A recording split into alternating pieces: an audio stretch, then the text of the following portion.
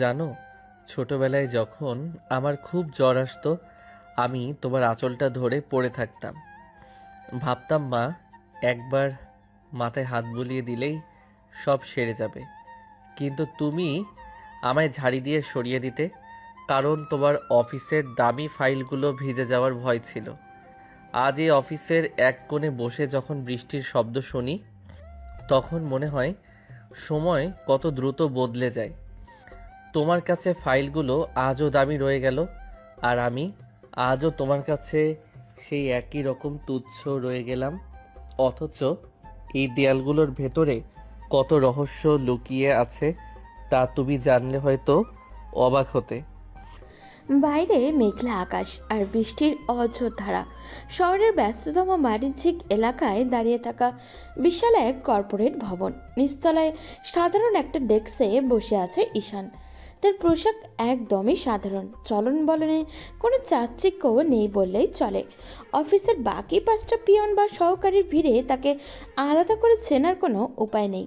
কিন্তু তার শান্ত স্থির দৃষ্টি আর প্রয়োজনে হুট করেই বদলে যাওয়া গলার স্বর মাঝে মাঝে অন্যদের মনে খটকা জাগায়। সে এখানে কেন কাজ করে বা তার অতীত কী, তা এক গভীর রহস্য। অফিসের সবাই আমাকে সাধারণ এক কর্মচারী মনে করে এড়িয়ে চলে, কেউ আমার দিকে ফিরেও তাকায় না। কিন্তু তারা জানে না, কিছু মানুষ ছায়ার মতো থাকতেই বেশি পছন্দ করে। আভিজাত্য তো মানুষের রক্তে থাকে, পোশাকে নয়। আজ যে ম্যাম আমাকে তার ফাইলের স্তূপের নিচে চাপা দিয়ে রাখতে চান, তিনি হয়তো জানেনই না যে জীবনের সবচেয়ে বড় চমক তার জন্য অপেক্ষা করছে। হঠাৎ করেই অফিসের করিডোরে গুঞ্জন শুরু হলো। শোনা যাচ্ছে এই বিশাল কোম্পানিটি যে গ্রুপের অধীনে, সেই গ্রুপের নামকরা কোনো এক ঊর্ধ্বতন কর্মকর্তা আজ এই ব্রাঞ্চে তদারকি করতে আসছেন। সবাই হন্তদন্ত হয়ে কাজ করছে। এমন সময় ইন্টারকমে ভেসে এলো এই সেকশনের প্রধান ঈশানের মা, মিসেস সুরাইয়া আহমেদের কর্কশ কণ্ঠস্বর। ঈশান, আমার কেবিনে এসো এখনই। 1 মিনিট দেরি যেন না হয়। অফিসের বড় বড় গেস্টরা আসার সময় হয়েছে, আর তুমি এখনো সেখানে বসে কি করছো? ঈশান শান্ত পায়ে হেঁটে সুরাইয়া আহমেদের কেবিনে প্রবেশ করলো। সুরাইয়া আহমেদ তখন অত্যন্ত দামি একটা শাড়ি পরে আয়নার সামনে দাঁড়িয়ে নিজেকে গুছিয়ে নিচ্ছিলেন। ঈশানকে দেখা মাত্রই তিনি মুখটা কুঁচকে ফেললেন। তার চোখের ছেলের প্রতি ভালোবাসা নাই, বরং একরাশ বিরক্তি ফুটে উঠল। এই শোনো, আজ এই অফিসে খুব গুরুত্বপূর্ণ মিটিং আছে। হেড অফিস থেকে কে আসবে আমরা কেউ জানি না। তবে যেই আসুক, তুমি ভুলেও আমার ধারে কাছে আসবে না। অফিসের সবার সামনে আমাকে মা বলে ডাকার তো প্রশ্নই আসে না। আমি চাই না তোমার মতো একজন সামান্য কর্মচারীকে আমার ছেলে হিসেবে পরিচয় দিয়ে আমার মান সম্মান ধুলোয় মেশাতে। মনে থাকবে? আপনি নিশ্চিন্তে থাকুন ম্যাম, আমি আপনার সম্মানে আঘাত লাগবে এমন কিছু করব না। আপনার কাছে আপনার পদমর্যাদা আর ক্যারিয়ারই তো সব। কিন্তু একটা কথা জিজ্ঞাসা করি ম্যাম, আপনি কি কখনো ভেবে দেখেছেন, আজ যে সম্মানের জন্য আপনি আপনার ছেলেকে অস্বীকার করছেন, সেই সম্মান যদি কোনোদিন বালির বাঁধের মতো ভেঙে পড়ে, সেদিন আপনি কার হাত ধরবেন? নিজের চরকায় তেল দাও ঈশান। তোমার মতো অপদার্থের মুখে এসব নীতিবাক্য মানায় না। যাও, গেটের কাছে দাঁড়িয়ে থাকো। কোনো বড় গাড়ি দেখলে সাথে সাথে আমাকে ইনফর্ম করবে। আর হ্যাঁ, তোমার এই সস্তা চশমাটা ঠিক করে রেখো, যাতে অন্তত দেখতে ভদ্রতা লাগে। ঈশান একটা ম্লান হাসি দিয়ে কেবিন থেকে বেরিয়ে এলো। অফিসের গেটের কাছে এসে সে যখন বৃষ্টি ভেজা রাস্তার দিকে তাকালেও তার পকেটে থাকা ফোনটা একবার কেঁপে উঠল। স্ক্রিনে একটা অপরিচিত নাম্বার থেকে মেসেজ এলো। মেসেজে লেখা ছিল, সব তৈরি স্যার, আপনার নির্দেশেই অপেক্ষায় আছি। ঈশান ফোনটা পকেটে রেখে নিজের সাধারণ চশমাটা একবার মুছে নিল। তার চোখে এমন এক অদ্ভুত দ্রুতি, যা সাধারণ কোনো পিয়নের চোখে থাকার তো কোনো কথাই নয়। কেউ জানে না আজ এই অফিসের করিডোরে কার পায়ের শব্দে সবার বুক কেঁপে উঠবে। মানুষ সম্মানের পেছনে ছোটে, আর সম্মান ছোটে সত্যের পেছনে। মা, তুমি যে রহস্যময় মালিকের ভয়ে আজ তটস্থ হয়ে আছো, তার খুব কাছাকাছি থেকেও তুমি তাকে চিনতে পারছো না। আজ যখন পর্দার আড়ালে থাকা মানুষটা সামনে আসবে, তখন তোমার এই সাজানো পৃথিবীটা কি ওলটপালট হয়ে যাবে না? দেখা যাক সময়ের স্রোত কোন দিকে বয়। ঈশান ধীর পায়ে মিটিং রুমের দিকে এগিয়ে গেল। অফিসের অন্যান্য বড় কর্মকর্তারা তখন দামি স্যুট পরে ঘামছেন আতঙ্কে, অথচ এই সাধারণ ছেলেটার চোখে মুখে কোনো ভয়ের চিহ্ন অবধি নেই, বরং তার প্রতিটি পদক্ষেপ মিশে আছে এক অজানিত গাম্ভীর্য, যা রহস্যের জট খুলতে শুরু করেছে, যা এই অফিসের কাউকে আর আগের জায়গায় রাখবে না। মা, আজ সকালে যখন আমি বাসা থেকে বের হচ্ছিলাম তখন তুমি তোমার দামি পারফিউমটা মেখে আয়নার সামনে দাঁড়িয়ে হাসছিলে। আমি খুব করে চেয়েছিলাম একবার তোমার কাছে গিয়ে বলি, মা আজকে অফিস যাওয়ার সময় আমায় সাথে করে নিয়ে যাবে, কিন্তু বলতে পারিনি। ভয় হচ্ছিল যদি তুমি আবার বিরক্ত হয়ে বলো তোর মতো সস্তা ছেলেকে পাশে বসিয়ে নিলে আমার স্ট্যাটাস নষ্ট হবে। মা, স্ট্যাটাস কি সন্তানের চেয়েও বড়? আজ যখন অফিসের করিডরে তোমার ফাইলগুলো হাতে নিয়ে আমি একা একা হাঁটি, তখন লোকে আমায় ধাক্কা দিয়ে চলে যায়। আমি সব সহ্য করি মা, শুধু তোমার একটা হাসির অপেক্ষায়। অফিসের বড় বড় করিডোরগুলোতে এসি চলছে, সবাই খুব ব্যস্ত। সুরাইয়া আহমেদ তার কেবিনে বসে আজ খুব টেনশনে আছেন। শোনা যাচ্ছে বড় বস বা তার কোনো প্রতিনিধি আজ যে কোনো সময় অফিসে ঢুকে পড়বে। ঈশান তখন বাইরে দাঁড়িয়ে এক গাদা ভারী ফাইল আলমারিতে সাজিয়ে রাখছিল। তার কপালে ঘাম জমেছে, কিন্তু সেদিকে কারোর নজর নেই। ঈশান, কানে কি তুলা দিয়ে রেখেছো? কখন থেকে ডাকছি, ভেতরে এসো বলছি। ঈশান হাতের কাজ রেখে শান্তভাবে ভেতরে ঢুকলো। সুরাইয়া আহমেদ বিরক্তি হয়ে তার দিকে তাকালেন। তার চোখে মুখে নিজের ছেলের জন্য কোনো মায়া নেই, আছে শুধু অবজ্ঞা। তিনি হাতের কলমটা টেবিলে আছাড় দিয়ে ঈশানের দিকে রাগী চোখে চাইলেন। এই ফাইলগুলো দেখেছো? এগুলো ঠিকভাবে সাজাতে বলেছি না? কেন এখনো কাজটা শেষ হয়নি? তোমার মতো গাদা ছেলেকে নিয়ে যে আমি কি করব? আজ যদি ওপর মহল থেকে কেউ এসে এসব অগোছালো দেখে, তবে আমি সরাসরি বলে দেব যে তুমি এই অফিসের সবচেয়ে অযোগ্য লোক। তোমাকে এই চাকরিটা দেওয়াই আমার ভুল ছিল। ম্যাম, আমি তো কাজগুলো শেষ করেই আসছিলাম। আসলে ফাইলগুলো অনেক ভারী ছিল তো, তাই একটু সময় লেগেছে। আমি দুঃখিত। দুঃখিত দিয়ে পেট চলে না। তোমার এই সাধারণ মার্কা চেহারা আর ঢিলেঢালা ভাব দেখলে আমার মেজাজ এমনিতেই খারাপ হয়ে যায়। শোনো, আজ মিটিং রুমে যখন নাস্তা সার্ভ করা হবে, তুমি একদম ট্রলি নিয়ে ভেতরে ঢুকবে না। তোমার মতো নিম্নবিত্ত চেহারার মানুষ দেখলে গেস্টরা আমার সম্পর্কে কি ভাববে? এই কাজটা অন্য কাউকে দিয়ে করাবো আমি। তুমি আপাতত স্টোর রুমে গিয়ে পুরনো ফাইলগুলো গোছাও, সেখানে কেউ তোমায় দেখবে না। ঈশান একটা শব্দ করলো না। সে মাথা নিচু করে মায়ের সব অপমান সহ্য করে নিল। কিছুক্ষণ আগেই এই মাই আয়ানের সামনে দাঁড়িয়ে নিজের আভিজাত্যের প্রশংসা করছিল, আজ এখন নিজের সন্তানকেই স্টোর রুমে লুকিয়ে রাখতে চাইছে। ঈশান বেরিয়ে যাওয়ার সময় দেখল অফিসের অন্য কলিগরা তাকে দেখে হাসাহাসি করছে। ম্যাম, যা বলছেন আমি তাই করব। আমি স্টোর রুমেই থাকব। আপনাদের এই সাজানো গোছানো রাজপ্রাসাদে আমার মতো সাধারণ মানুষের জায়গা বোধ হয় ওখানেই। তবে ম্যাম, একটা কথা মনে রাখবেন, মানুষ যাকে সব থেকে বেশি অবহেলা করে, সময় বদলালে সেই মানুষটার ছায়ার নিচে দাঁড়ানোর জন্যেও অনেক সময় জায়গা পাওয়া যায় না। তুমি এখন আমাকে নীতি কথা শেখাবে? তোমার সাহস তো কম না। যাও, নিজের কাছে যাও। খবরদার, মিটিং শেষ না হওয়া পর্যন্ত এই ফ্লোরে যেন তোমাকে না দেখি। ঈশান চুপচাপ স্টোর রুমের দিকে চলে গেল। স্টোরের রুমের অন্ধকার কোণে বসে সে নিজের পকেট থেকে পুরনো একটা ভাঙা ঘড়ি বের করলো। এই ঘড়িটা তার বাবা তাকে দিয়েছিলেন। হঠাৎই ঈশানের ফোনে ভাইব্রেট হলো। সে ফোন বের করে দেখলো একটা নোটিফিকেশন এসছে, যেখানে লেখা আছে যে স্যার, মিটিং রুমের সব সিসিটিভি ক্যামেরাই সচল। ঈশান একটা ম্লান হাসি দিয়ে ফোনটা পকেটে রাখলো। সবাই আজ মালিকের অপেক্ষায় আছে। সবাই আজ বড় সাহেবকে তেল মারার জন্য রেডি। মা, ও আজ খুব সুন্দর করে সেজেছে যাতে বড় বসের গুড বুকে থাকা যায়। কিন্তু তারা জানে না বড় বস কোনো বড় গাড়িতে করে আসবে না। বড় বস হয়তো এই অন্ধকার স্টোর রুমের মেঝেতেই বসে আছে।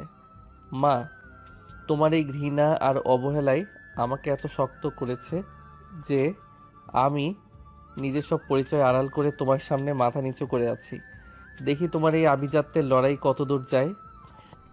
ঠিক তখনই অফিসের নিচে একটা কালো রঙের দামি গাড়ি এসে থামল। অফিসের সবাই সোজা হয়ে দাঁড়িয়ে গেল।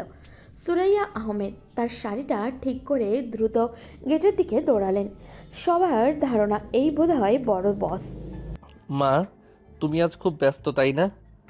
ওই কালো রঙের দামি গাড়িটা থেকে কে নামবে সেটা দেখার জন্য তুমি সবার আগে লাইনে দাঁড়িয়ে আছো। তোমার চোখে মুখে একটা অন্যরকম চকমকানি। হয়তো ভাবছো আজ বড় সাহেবকে খুশি করতে পারলেই তোমার প্রমোশন হবে। কিন্তু মা, ওই যে পাশে স্টোররুমের দরজায় একটা ছেলে ময়লা হাতে দাঁড়িয়ে আছে, তার দিকের কি একবারও তাকিয়ে দেখবে? তার পেটে খুব খিদে মা, কাল রাত থেকে সে কিছু খায়নি। কিন্তু তোমার দামি পারফিউমের গন্ধে এই সস্তা ছেলের খিদের কষ্ট কি তোমার নাকে পৌঁছাবে? সম্ভবত না, কারণ আভিজাত্যের লড়াইয়ে আবেগের কোনো জায়গা নেই। অফিসের গেটে সারিবদ্ধভাবে দাঁড়িয়ে আছেন কর্মকর্তারা। সবার নজরই চকচকে লিমুজিন গাড়িটার দিকে। গাড়ি থেকে যখন স্যুট পরা রায়ান সাহেব নামলেন, তখন পুরো এলাকার পিনপতন নীরবতা নেমে এলো। সুরাইয়া আহমেদ সহ বড় বড় কর্মকর্তারা তাকে রিসিভ করতে ঝুঁকে সালাম দিলেন। রায়ান সাহেব খুব গম্ভীর মুখে ঘোষণা দিলেন যে বড় বসের বিশেষ কাজে আটকে যাওয়ায় তিনি নিজে আসতে পারেননি, তাই তার প্রতিনিধি হিসেবে রায়ান এসেছেন। কর্মকর্তাদের মধ্যে একটা আফসোসের সুর শোনা গেলেও তার রায়ানকে ঘিরেই ব্যস্ত হয়ে পড়লেন। ঠিক সেই সময় আড়ালে থাকা ঈশান এক গাদা পুরন ধুলোবালি মাখা ফাইল নিয়ে করিডোর দিয়ে যাওয়ার সময় অফিসের প্রভাবশালী ম্যানেজার কামরুল সাথে ধাক্কা খেল। এই ফকিরের বাচ্চা, চোখ কি তোর কপালে উঠেছে? দেখে চলতে পারিস না? তোর ওই নোংরা শরীরটা আমার গায়ে লাগলো কিভাবে? তুই জানিস আমার এই স্যুটের দাম কত? তোর 10 বছরের স্যালারি দিয়েও এটা কেনা সম্ভব না। সরি স্যার, ভুল করে ধাক্কা লেগে গেছে। ফাইলগুলো অনেক বেশি ছিল তো, তাই সামনে খেয়াল করতে পারিনি। সরি বললেই কি সব মিটে যাবে? এই যে আমার ইম্পর্টেন্ট ফাইলগুলো নিচে পড়ে ময়লা হলো, এটার জবাব কে দিবে? তোর মতো আবর্জনাদের এই অফিসে কেন রাখা হয় আমি বুঝি না। তোর সাহস তো কম না, আমার ফাইলের উপর পা দিয়েছিস। নিচু হয়ে ফাইলগুলো তোল এখন।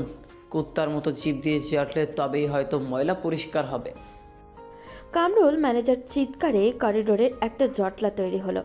সুরাইয়া আহমেদ আর রায়ানের সাহেব সেদিকে এগিয়ে এলেন। সুরাইয়া আহমেদ যখন দেখলেন তার ছেলে ঈশান মাঝখানে দাঁড়িয়ে অপমানিত হচ্ছে, তখন তার বুকে একবারও কাঁপল না, বরং তিনি রাগে কাঁপতে শুরু করলেন, কারণ এই ঘটনার জন্য গেস্টের সামনে তার বদনাম হতে পারে। কামরুল সাহেব, আপনি শুধু শুধু মেজাজ খারাপ করছেন কেন? এই অপদার্থ ছেলেটাকে আমি কতবার বলেছি যে ঠিকমতো কাজ করতে।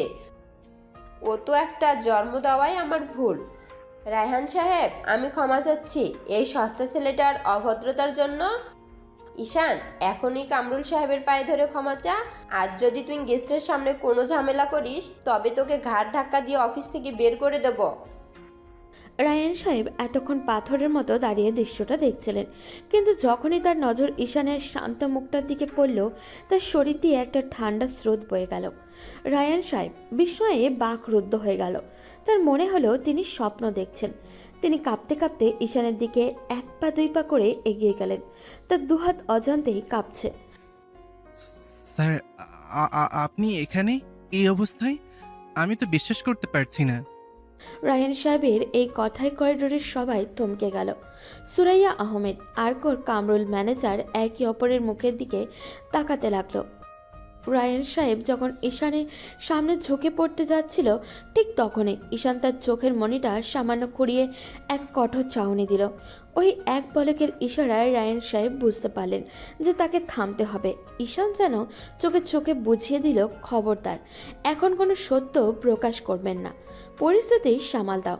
রায়ান সাহেব এক মুহূর্তের জন্য থমকে গেলেন। তিনি দ্রুত নিজের আবেগ সামলে নিলেন এবং গলার স্বর ভারী করে ফেললেন। সরি, আমি আসলে বড্ড ক্লান্ত, তাই ওনাকে আমাদের অন্য একজন বড় ডিরেক্টর ভেবে ভুল করেছিলাম। ওনার উচ্চতা আর গায়ের রং অনেকটা মিল আছে তো, তাই ভুল করে স্যার বলে ফেলেছি। আসলে আমি ভুল জায়গায় ভুল ব্যবহার করে ফেলেছি। যাই হোক, এখানে কি হচ্ছে সেটা কি কেউ আমাকে বলবেন? রাইয়ান সাহেব, এই যে দেখুন, এই সস্তা ছেলেটা আমার কাজের ফাইল ফেলে দিয়েছে। ওর এত সাহস!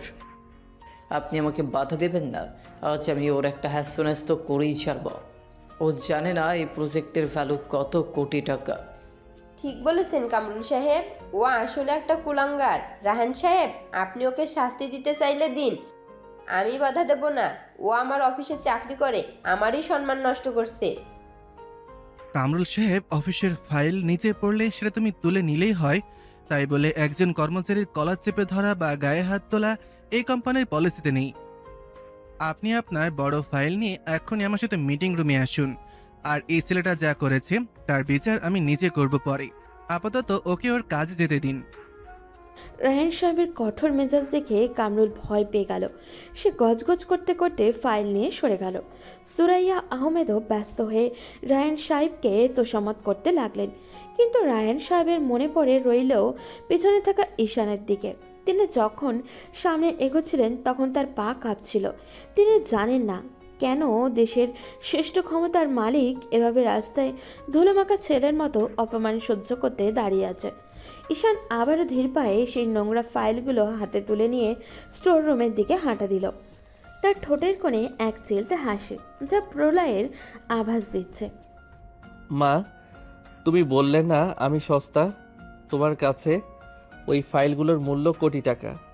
ওই ফাইল, কিন্তু ওই ফাইলের উপর সই করার ক্ষমতা যার হাতে, তাকে তুমি আজ পায়ে ধরে মাপ চাইতে বললে? আজ মিটিং রুমে যখন রাইয়ান তোমার প্রজেক্টের ফাইলগুলো খুলবে, তখন দেখবে সেখানে আমার অস্তিত্ব কতটা গভীর। ক্ষমতার লড়াইয়ে তুমি আজ জিতে গেলে মা, কিন্তু সত্যের লড়াইয়ে তুমি হেরে যাওয়ার খুব কাছাকাছি আসো। ঈশান অন্ধকার স্টোর রুমে ঢুকে দরজাটা আটকে দিল। সে নিজের ভাঙা চশমা টেবিলের ওপরে রাখলো। ঠিক তখনই তার পকেটের ফোনটা জ্বলে উঠল। স্ক্রিনে একটা মেসেজ ভেসে এলো। মেসেজে লেখা ছিল, স্যার, কামরুল ম্যানেজারের বরখাস্তের চিঠি কি এখনই রেডি করব? ঈশান কোনো রিপ্লাই দিল না, শুধু জানলার ওপাশে বৃষ্টির দিকে তাকিয়ে রইল। আজ এই অফিসে এক নতুন ইতিহাস লেখা হতে যাচ্ছে। মা, তুমি এখন মিটিং রুমের ভেতরে বড় বড় কর্মকর্তাদের সামনে বসে প্রেজেন্টেশন দিচ্ছ। তোমার চোখে মুখে জয়ের আনন্দ। তুমি হয়তো ভাবছো আজ কামরুল ম্যানেজারের প্রজেক্টটা পাশ হয়ে গেলেই তোমার পজিশন আরও মজবুত হবে। কিন্তু মা, ওই দামি কনফারেন্স টেবিলের এক কোণে যে পানির গ্লাসগুলো রাখা আছে, সেগুলো একটু আগে আমি সাজিয়ে দিয়ে এসেছি। তুমি যখন তৃষ্ণার্ত হয়ে গ্লাসে চুমুক দেবে, তখন কি একবারও মনে পড়বে এই পানিটুকু তোমার সেই অভাগা ছেলেটা দিয়ে গেছে? বোধ হয় না, কারণ তোমার কাছে আভিজাত্যের তৃষ্ণা মেটানোই এখন একমাত্র লক্ষ্য। কনফারেন্স রুমের আবহাওয়া বেশ থমথমে।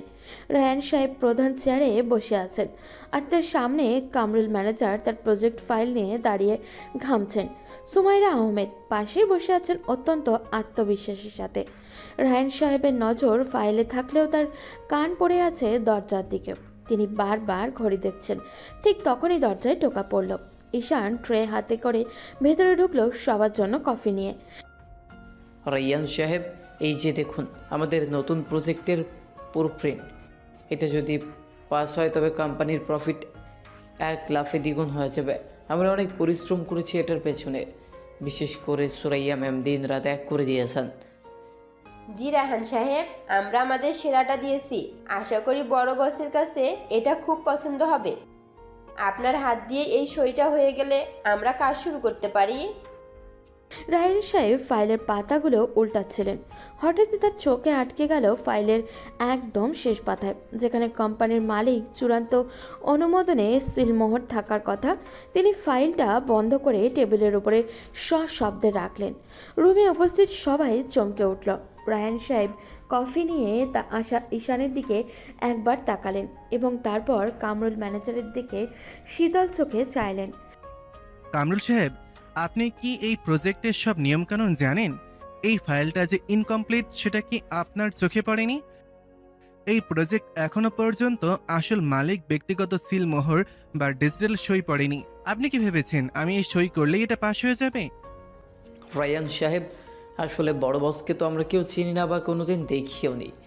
আমরা জানি আপনি সই করলেই সেটা বড় বসের অনুমোদন হিসেবে ধরা হয়। আর এই সামান্য একটা পিয়নের সামনে আপনি কেন এইসব কথা বলছেন? এই ঈশান, কফি দিয়েছিস, এখন বাইরে যা। তোর মতো ছোট লোকের সামনে এইসব কোটি টাকার হিসাব হবে না। কামরুলের কথায় সুমাইয়া আহমেদ ও সায় দিলেন।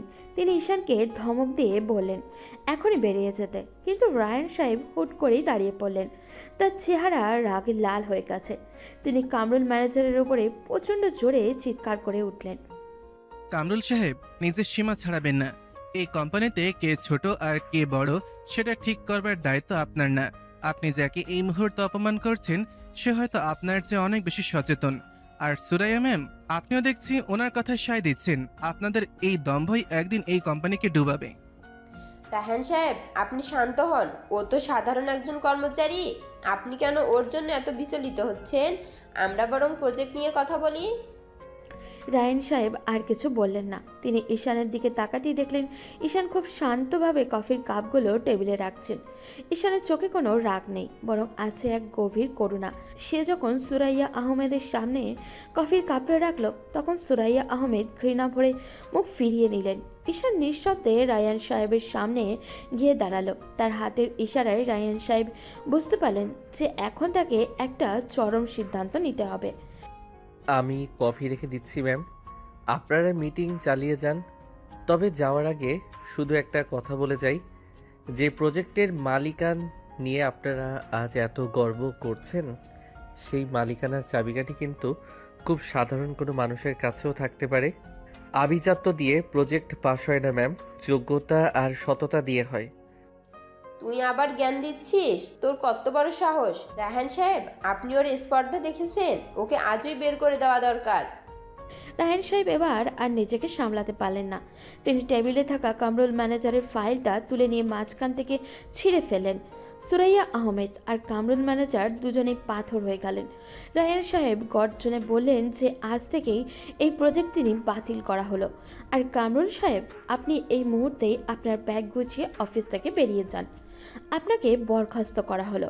আর সুরাইয়া ম্যাম, আপনাকেও, কারণ দর্শানোর নোটিশ দেওয়া হবে। কেন একজন সাধারণ কর্মচারীর ওপরে আপনারা বারবার চড়াও হচ্ছেন, তার জবাব আমাকে দিতে হবে। মা, তোমার স্বপ্নের প্রজেক্টটা আজ তোমার চোখের সামনেই টুকরো টুকরো হয়ে গেল।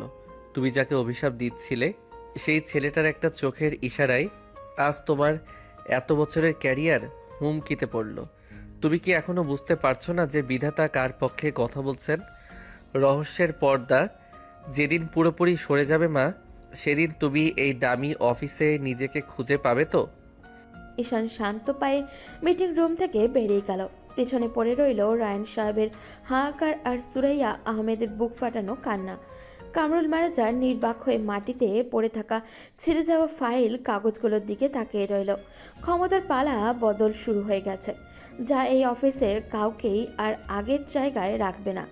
করিডোর থমথমে অবস্থা। কামরুল ম্যানেজার তার ডেস্কের জিনিসপত্র গোছাচ্ছে আর অঝরে কাঁদছে। অফিসের বাকি সবাই ততষ্ট হয়ে আছে, কারোর মুখে কোনো কথা নেই। সুরাইয়া আহমেদ রায়ান সাহেবের কেবিনের সামনে দাঁড়িয়ে আছেন অনুমতির অপেক্ষায়, কিন্তু রায়ান সাহেব স্পষ্ট জানিয়ে দিয়েছেন তিনি এখন কারোর সাথে দেখা করবেন না। ঠিক সেই সময় ঈশান হাতে একটা ঝাড়ু আর বালতি নিয়ে সুরাইয়া আহমেদের সামনে দিয়ে হেঁটে যাচ্ছিল। তার হাঁটার ভঙ্গিতে কোনো জড়তা নেই, বরং এক অন্যরকম অভিজাত্য ফুটে উঠেছে। এই যে কালনাগিনী, সব তোর জন্য হয়েছে। তুই যদি তখন ওখানে না আসতিস, যদি কামরুল সাহেবের সাথে ওই ঝামেলা না হতো, তবে রাহান সাহেব আজ এমন চড়াও হতেন না। তুই জানিস তুই কি ক্ষতি করেছিস আমার এত বছরের ইজ্জত আজ মাটির সাথে মিশে গেছে। তোকে আমি আজ মেরেই ফেলবো। সুরাইয়া আহমেদ রাগের মাথায় ঈশানের কলার ধরতে গেলেন, কিন্তু তার হাত ঈশানের শার্ট ছোঁয়ার আগেই ঈশান খুব আলতো করে তার হাতটা সরিয়ে দিল। ঈশানের চোখে এখন আর সেই ভয়াতুর দৃষ্টি নেই। সেই সুরাইয়া আহমেদের চোখের দিকে এমনভাবে তাকালো যে সুরাইয়া আহমেদ এক মুহূর্তের জন্য শিউরে উঠলেন। ঈশানের চাহনিতে এমন এক তেজ ছিল যা কেবল জন্মগত শাসকদের চোখেই থাকে। সে সোজা হয়ে দাঁড়ালো, তার কাঁধ এখন আর নিচু হয়ে নেই। ম্যাম, গায়ে হাত তোলার আগে দ্বিতীয়বার ভাববেন। আজ আপনার সময় খারাপ যাচ্ছে বলেই যে আপনি যার তার উপর চড়াও হবেন, এটা ঠিক নয়। আর আপনার ক্যারিয়ার আমার জন্য নয়, বরং আপনার অহংকারের জন্য ডুবেছে। আমি তো সামান্য একজন কর্মচারী। আমার কি সাধ্য যে আপনার মতো বড় ম্যামের ক্ষতি করি? তবে হ্যাঁ, পরিস্থিতি সবসময় একরকম থাকে না। আজ আপনি ওপরে আছেন, কাল হয়তো নিচে নেমে যাবেন। প্রকৃতি যখন বিচার করে তখন পালানোর পথ থাকে না।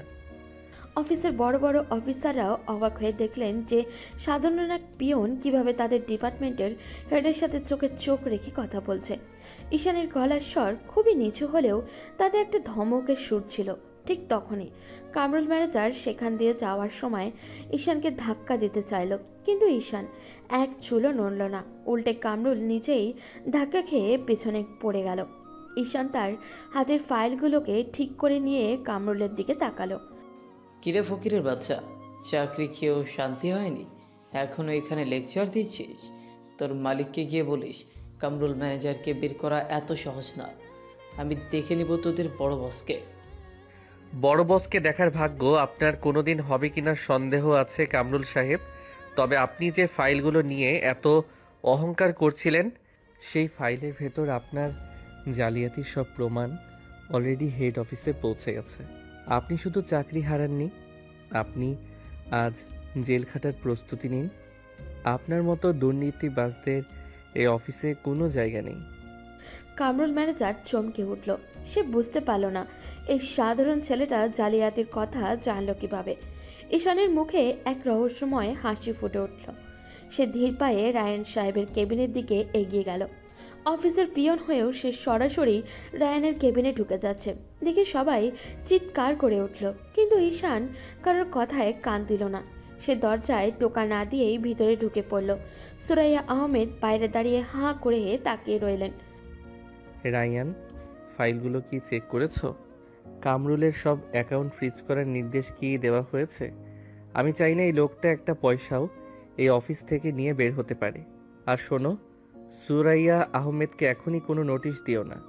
তাকে আরও কিছুদিন এই অফিসে জ্বলতে দাও। সে নিজের চোখে দেখুক সে কাকে অবহেলা করেছে। রায়ান সাহেব তড়িঘড়ি করে চেয়ার ছেড়ে উঠে দাঁড়ালেন। তিনি ঈশানের সামনে এসে মাথা নিচু করে দাঁড়িয়ে রইল। তিনি কাঁপা কাঁপা গলায় বললেন, সব কাজ হয়ে গেছে স্যার, আপনার নির্দেশ অনুযায়ী সব ব্যবস্থা করা হয়েছে। ঈশান রায়ানের টেবিলের উপরে রাখা দামি কলমটা হাতে নিয়ে নাড়াচাড়া করতে লাগলো। বাইরে থেকে কাচের দেওয়ালের ওপার দিয়ে সুরাইয়া আহমেদ ছায়ার মতো দেখতে পাচ্ছেন যে রায়ান সাহেব কারোর সামনে মাথা নিচু করে দাঁড়িয়ে আছেন। তিনি ভাবছেন ভেতরে কি আছে। রায়ান সাহেব কার সামনে এত নত যেন হতে পারেন। মা, তুমি বাইরে দাঁড়িয়ে রহস্য খুঁজছো, তাই না? ভেতরের এই মানুষটা কে সেটা জানার জন্য তোমার মন ছটফট করছে, কিন্তু তুমি কল্পনাও করতে পারছো না যে এই মানুষটা তোমারই সেই অবহেলিত ছেলে। তোমার দামি ক্যারিয়ারের চেয়েও দামি একটা সত্য এখন এই দেয়ালের ভেতরে আছে। আজ এই অফিসের এসি রুমে বসে যখন আমি কলম ঘোরাচ্ছি, তখন তুমি বাইরে রোদে পুড়ে বিচার চাইছো।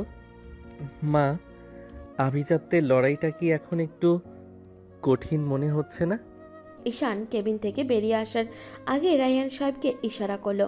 রায়ান সাহেব দ্রুত বেরিয়ে এসে সবার সামনে ঘোষণা দিলেন যে অফিসের নতুন ডিরেক্টর আজ রাতেই তার দায়িত্ব বুঝিয়ে দেবেন এবং আপনাদের সবাই কাজের হিসাব তার কাছে আছে। ঈশান সবার সামনে দিয়ে হেলে দুলে স্টোর রুমের দিকে চলে গেল। তার প্রতিটা পদক্ষেপ এখন অফিসের বাকি সবার সামনে মনে ভয়ের সঞ্চার করছে। পুরো অফিসে এক অদ্ভুত আতঙ্ক ছড়িয়ে পড়েছে। রায়ান সাহেবের কেবিনে থেকে ঈশান যখন বের হয়ে এলো, তখন তার হার্টের মধ্যে এক রাজকীয় ভাব ছিল। অফিসের বড় বড় কর্মকর্তারা যারা এতক্ষণ আড়ালে দাঁড়িয়ে ফিসফাস করছিল, তারা ঈশানের শান্ত তীক্ষ্ণ চাহনি দেখে দমে গেল। সুরাইয়া আহমেদ দ্রুত ঈশানের পথ আঁকলে দাঁড়ালেন। তার চোখে এখন রাগের চেয়ে কৌতূহলটা বেশি। এই শোন, ভেতরে কে ছিল? রায়হান সাহেব কার সাথে কথা বলছিলেন? আমি দেখলাম উনি কারোর সাথে মাথা নিচু করে দাঁড়িয়ে আছেন। তুই কি তাকে দেখেছিস? বল, কে সে? ম্যাম, ভেতরে কে ছিল সেটা দিয়ে আপনার কি কাজ? আপনি তো নিজের ক্যারিয়ার নিয়ে চিন্তিত ছিলেন। রায়ান সাহেব কার সামনে মাথা নত করেন সেটা জানলে কি আপনার চাকরি ফিরে আসবে? কিছু রহস্য থাকাই ভালো ম্যাম। সব সত্য সহ্য করার ক্ষমতা সবার থাকে না। আপনি বরং আপনার ডেস্কে গিয়ে গুছিয়ে বসুন। হয়তো এটাই আপনার এই অফিসের শেষ কয়েক ঘন্টা। ঈশানের গলার স্বর এতই গম্ভীর আর আত্মবিশ্বাসী ছিল যে সুরাইয়া আহমেদ থমকে গেলেন। এই ছেলেটা কি সেই ঈশান যাকে তিনি ছোটবেলা থেকে চড় থাপ্পড় দিয়ে বড় করেছেন? ঠিক সেই সময় অফিসের মেইন গেট দিয়ে শহরের নামকরা বিজনেস টাইকুল মিরাজ সাহেব হন্ততন্ত হয়ে ঢুকলেন। মিরাজ সাহেব এই কোম্পানির অন্যতম পার্টনার। তাকে দেখে অফিসের সবাই ততষ্ট হয়ে গেল। মিরাজ সাহেব সোজা ঈশানের দিকে এগিয়ে আসতে লাগলেন। তার চোখে মুখে পরম শ্রদ্ধা। তিনি ঈশানের সামনে এসে প্রায় হাত মেলাতে যাচ্ছিলেন। আরে আপনি এখানে? আমি তো আপনাকে খুঁজতে খুঁজতে হয়রান। আমাদের সেই ডিলটা নিয়ে কথা বলা খুব দরকার ছিল। আপনি হঠাৎ গায়েব হয়ে গেলেন কেন? মিরাজ সাহেবের কথা শুনে আশেপাশে থাকা কর্মকর্তাদের চোখ চড়ক গাছ হয়ে গেল। সুরাইয়া আহমেদ তো প্রায় জ্ঞান হারানোর দশা। শহরের এত বড় একজন ব্যবসায়ী এই সস্তা পিয়নের সাথে ডিল নিয়ে কথা বলছে। ঈশান এক পলক মিরাজ সাহেবের দিকে তাকালো। তার চোখে তখন বরফ শীতল সংকেত। সে খুব শান্তভাবে নিজের হাতের ময়লা ফাইলটা একটু উঁচু করলো। মিরাজ সাহেব, আপনি হয়তো ভুল করছেন। আমি এই অফিসের সাধারণ একজন কর্মচারী। আপনি যে ডিলের কথা বলছেন সেটা বোধহয় অন্য কারোর সাথে। আমি তো এখানে শুধু ফাইল আনা নেওয়া করি। আপনি রায়ান সাহেবের সাথে কথা বলতে পারেন, উনি ভেতরেই আছেন। মিরাজ সাহেব ঈশানের চোখের ইশারা দেখে মুহূর্তেই বুঝে গেলেন যে তিনি ভুল সময়ে ভুল জায়গায় সত্যিটা বলে ফেলেছেন। ঈশান যে নিজের পরিচয় গোপন করে এখানে আছে সেটা তিনি আগে শোনেনি। মিরাজ সাহেব দ্রুত নিজেকে সামলে নিলেন এবং শুকনো একটা হাসি দিলেন। ও, আমি সত্যি দুঃখিত। আপনার সাথে আমার চেনা একজনের চেহারার খুব মিল আছে। আমি আসলে বিভ্রান্ত হয়ে গেছিলাম, ক্ষমা করবেন। রায়ান সাহেব কি ভিতরে? আমি ওনার সাথে কথা বলতে এসেছি। মিরাজ সাহেব দ্রুত রায়ানের কেবিনের দিকে ঢুকে পড়ল। সুরাইয়া আহমেদ বাকিরা হাঁফ ছেড়ে বাঁচল। তারা ভাবল হয়তো সত্যি চেহারার মিলের কারণে এমন হয়েছে। কিন্তু সুরাইয়া আহমেদ মনের ভেতরে খটকাটা রয়েই গেল। তিনি ঈশানের দিকে সন্দেহ দৃষ্টিতে তাকিয়ে রইলেন। ঈশান তখন নিজের পকেট থেকে একটা খুব দামি রুমাল বের করে হাত মুছল। রুমালটা এক কোণে সোনার সুতোয় লেখা আছে এসকেপ।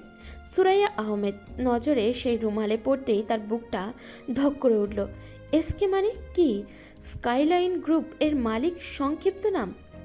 মা, তুমি ওই রুমালটার দিকে তাকাচ্ছ তাই না? ভাবছো এই দামি রুমাল এই ছেলের কাছে এলো কিভাবে? হয়তো ভাবছো আমি এটা চুরি করেছি।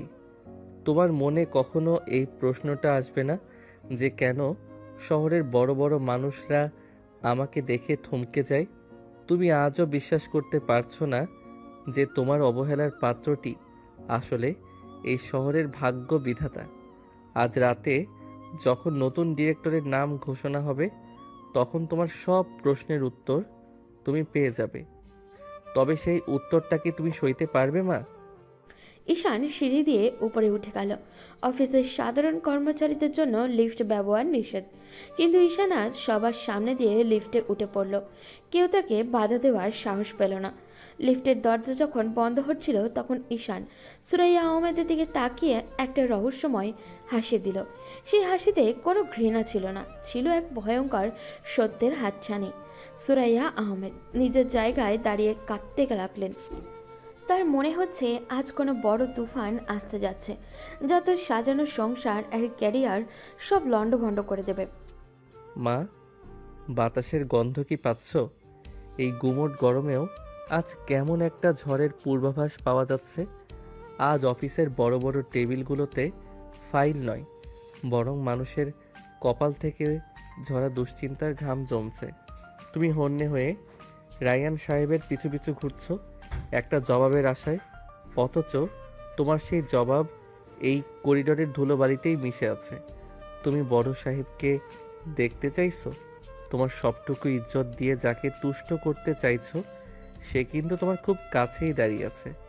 মা, চোখে চশমাটা কি আজ একবারও পরিষ্কার করে দেখবে, নাকি অন্ধ অহংকারেই নিজের পতনটা স্বচক্ষে দেখবে? অফিসের পরিবেশ এখন টকবক করে ফুটছে। চারিদিকে ফিসফাস। আজই সেই মাহেন্দ্রক্ষণ স্কাইলাইন গ্রুপের রহস্যময় মালিক আজ তার নতুন ডিরেক্টর বোর্ড গঠন করবেন এবং অফিসের ভেতরে থাকা কিছু জঞ্জাল পরিষ্কার করবেন। সবাই যখন মিটিং রুমের বাইরে অধীর আগ্রহে অপেক্ষা করছে, তখন ঈশান স্টোর রুম থেকে একটা কালো লেদার ব্যাগ নিয়ে বের হয়ে এলো। তার হাঁটার ভঙ্গিতে এখন কোনো পিছুটান নেই। অফিসের দাপুটে বড় বাবুরা যখন তাকে পাশ কাটিয়ে যাচ্ছিল, তখন ঈশান কারোর জন্য রাস্তা ছেড়ে দিল না। উল্টো তার গায়ের ধাক্কায় একজন সিনিয়র অফিসার পিছিয়ে পড়লেন। এই শুক্রা, দেখে চলতে পারিস না? রাস্তা কি তোর বাপের? তোকে তো আজ ঘাড় ধাক্কা দিয়ে বের করার কথা ছিল, এখনো কেন অফিসের ভিতরে গুড়গুড় করছিস? রাস্তা কার সেটা একটু পরেই টের পাবেন সাহেব। আর ঘাড় ধাক্কা দেওয়ার মতো অফিসে কার আছে? আর ঘাড় ধাক্কা দেওয়ার মতো হাত এই অফিসে কার আছে সেটাও আজ পরীক্ষা হয়ে যাবে। আপাতত নিজের ফাইলটা সামলান, যাতে একটু পরে ওটা আপনার কাজে লাগে যখন নিজের সিটটা বাঁচাতে দৌড়াদৌড়ি করবেন। ঈশানের এমন ধারালো কথা শুনে অফিসার থমকে গেলেন। সাধারণ এক কর্মচারীর চোখে এমন আগুন তিনি আগে কখনো দেখেননি। ঠিক সেই মুহূর্তে অফিসের লাউঞ্জে একটা শোরগোল পড়ে গেল। একদল পুলিশ এবং অডিট অফিসার অফিসে ঢুকে পড়ছেন। তাদের নেতৃত্বে আছে খোদ সিটি কমিশনার সুরাইয়া আহমেদ। বুক ধরফড়ানি নিয়ে সামনে এগিয়ে এলেন। তিনি ভাবলেন হয়তো মিটিংয়ের কোনো নিরাপত্তায় খতিয়ে দেখার জন্য তারা এসেছেন। কমিশনার সাহেব, আপনারা কি বড় সাহেবের প্রোটোকলের জন্য এসেছেন? আমরা কি মিটিং শুরু করতে পারি? বড় সাহেবের প্রোটোকল নয় মিসেস সুরাইয়া, আমরা এসেছি এই অফিসের কিছু ফাইল এবং পার্সোনাল কেবিন সার্চ করতে। আমাদের কাছে উপর থেকে সরাসরি অর্ডার আছে যে এই অফিসের ভেতর বড় কোনো জালিয়াতি চলছে। আপনার নামও কিন্তু এই লিস্টে আছে। সুরাইয়া আহমেদ পায়ের তলার মাটি যেন সরে গেল।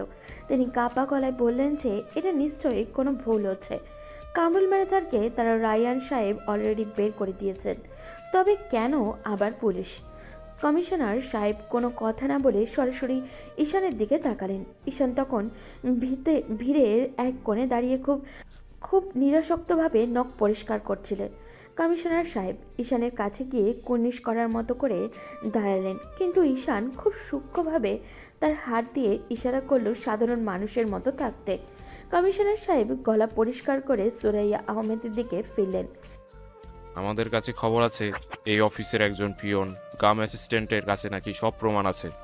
ঈশান সাহেব কোথায়? আপনি কি ঈশান সাহেব? এই অপদার্থ ছেলেটার কাছে প্রমাণ? ও তো নিজের নামেই ঠিক মতো সই করতে পারে না। কমিশনার সাহেব, আপনারা ভুল করছেন। ও আমারই ছেলে, আমি জানি ও কতটা অযোগ্য। ওর কাছে কোনো ফাইল থাকার প্রশ্নই ওঠে না। মা, অযোগ্য মানুষরাই কিন্তু অনেক সময় যোগ্যদের মুখোশ খুলে দেয়। কমিশনার সাহেব, আপনি যে ফাইলগুলো খুঁজছেন সেগুলো আমার এই সাধারণ কালো ব্যাগের ভেতরেই আছে।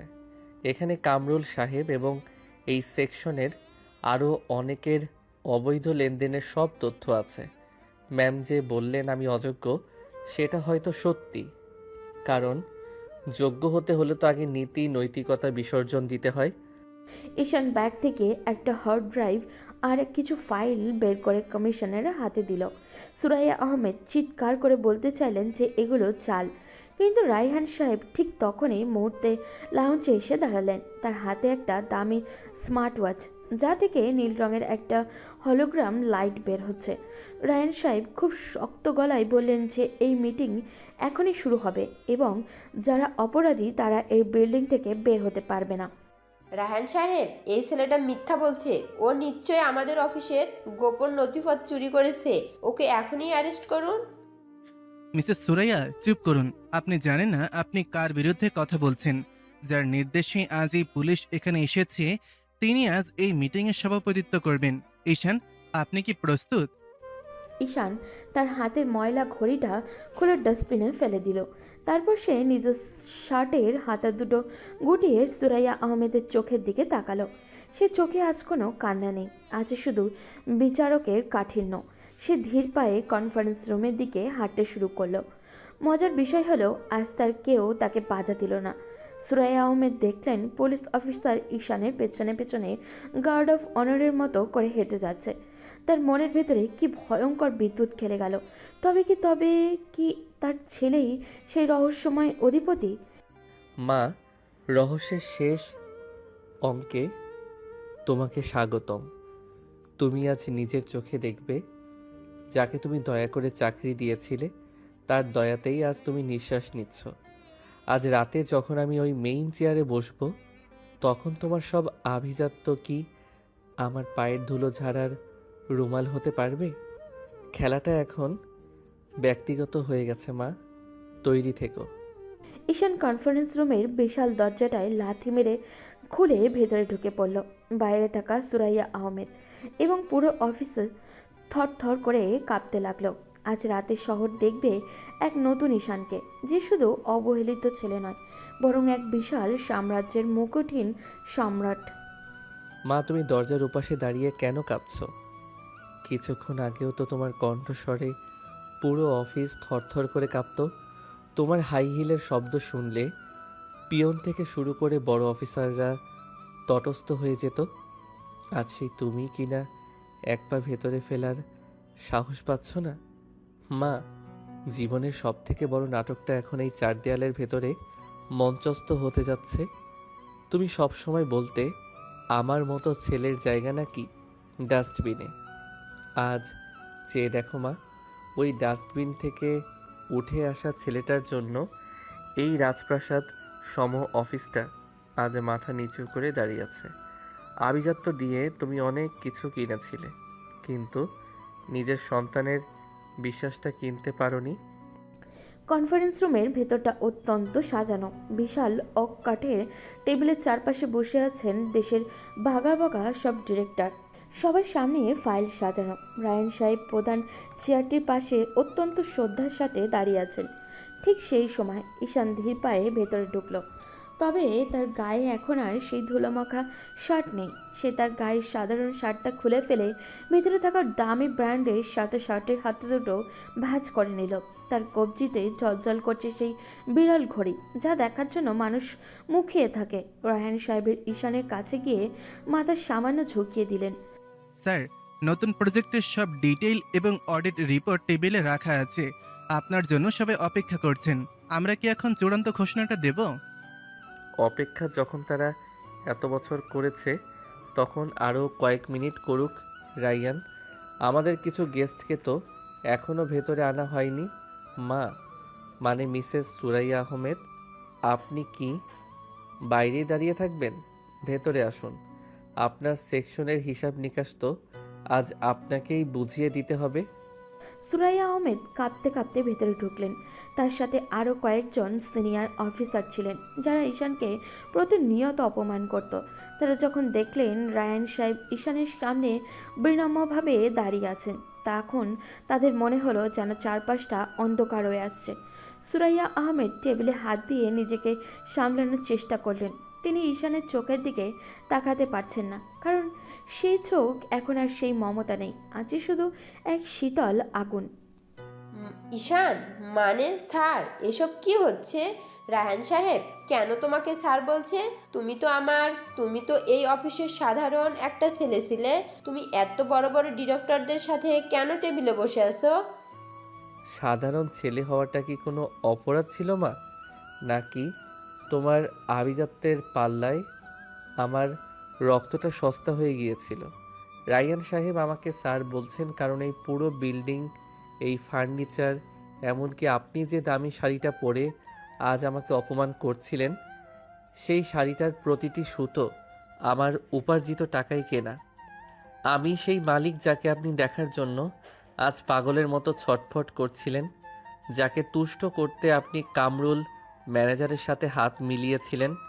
মা, অবাক হচ্ছ? যার অস্তিত্ব তুমি ডাস্টবিনে ফেলেছিলে, আজ সেই অস্তিত্বের ওপরেই তোমার জীবন নির্ভর করছে। কনফারেন্স রুমের পিনপতন নীরবতা। সুরাইয়া আহমেদ ধপ করে একটা চেয়ারে বসে পড়লেন। তার মনে হলো তার চারপাশে বাতাস শেষ হয়ে যাচ্ছে।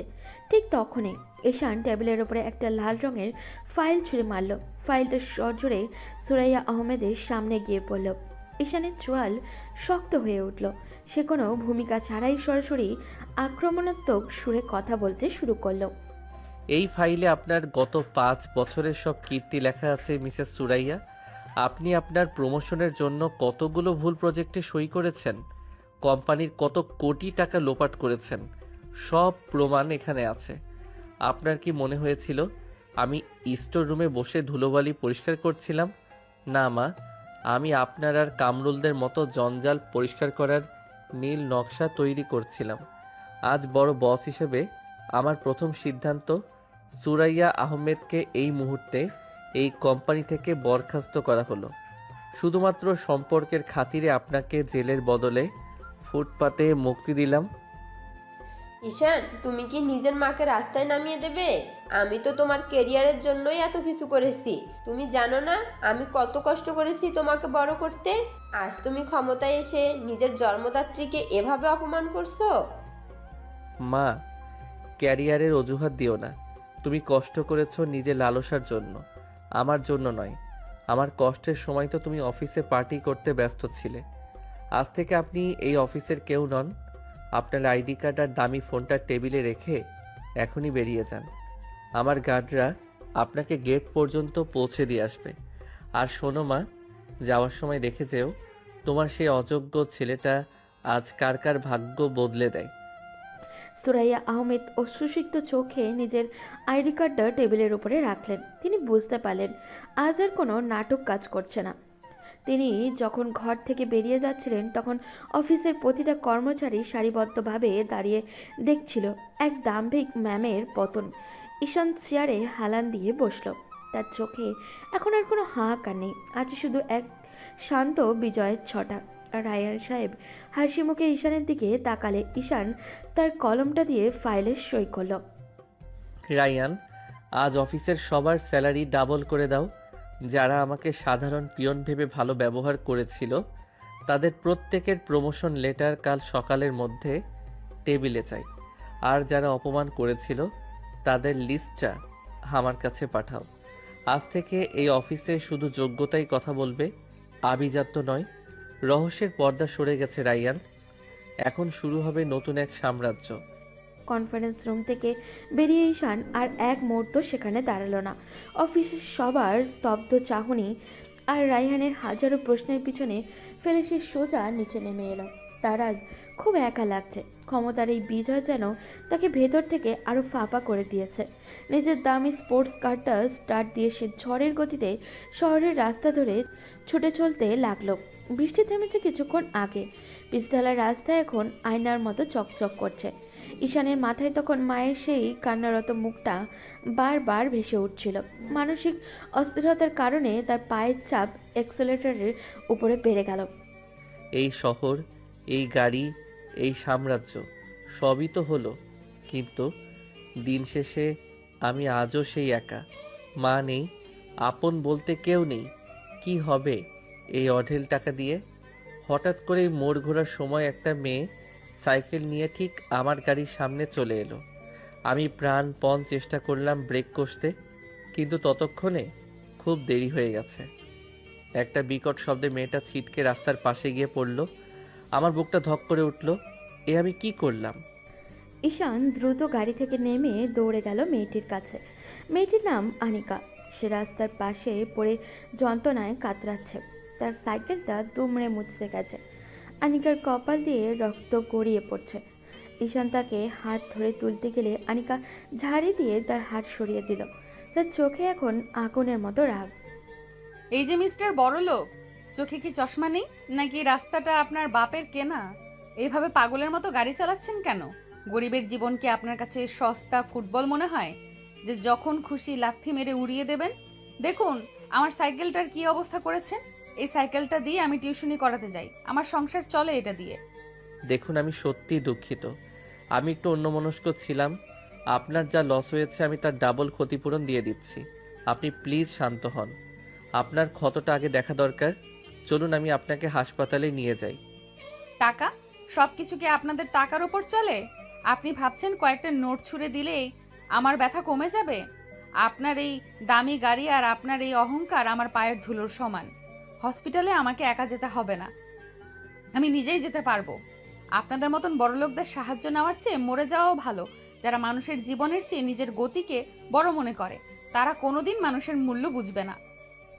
আনিকা ঘুরিয়ে ঘুরিয়ে উঠে দাঁড়ালো। তার ভাঙা সাইকেলটা টেনে নেওয়ার চেষ্টা করলো, কিন্তু পারল না। ঈশান অবাক হয়ে মেয়েটার দিকে তাকিয়ে রইল। আজ সারাটা দিন তাকে সবাই ভয় পেয়েছে, শ্রদ্ধা করেছে, কেউ বা ঘৃণাও করেছে তার ক্ষমতার জন্য। কিন্তু এই মেয়েটা তাকে সোজাসুজি মুখের ওপরে সত্য কথা বলে দিল। ঈশানের মনে হলো এই প্রথম কেউ তাকে বড়লোক বলে গালি দিলেও সেটা তার কানে সুরের মতো বাজল।